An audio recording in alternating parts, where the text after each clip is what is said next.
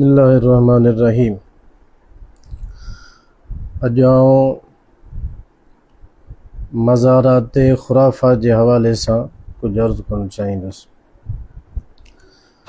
औलिया इकराम जे मज़ारात ते उन्हनि बुज़ुर्गनि जे उर्स मुबारक जूं तक़रीबूं थियनि थियूं, जेको हिकिड़ो जाइज़ ऐं बहितर अमल आहे।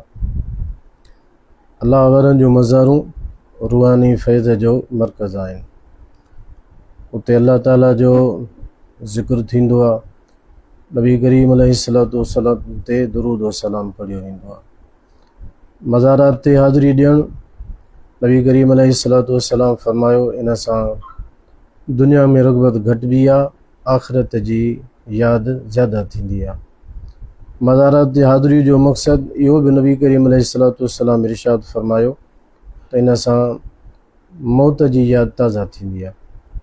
लेकिन अॼुकल्ह बुज़ुर्गनि जे मज़ारुनि ते, बुज़ुर्गनि जे उर्स जे नाले ते जंहिं क़िस्म जा ख़ुराफ़ात मन पैदा कया आहिनि, उन्हनि जो इस्लाम सां या अहले सुन्नत व जमात जे मामूल सां को बि ताल्लुक़ कोन्हे। बुज़ुर्गनि ते मज़ारुनि ते उर्स जूं तक़रीबूं थियनि थियूं, उते ग़ैर शरई अमल थियनि था।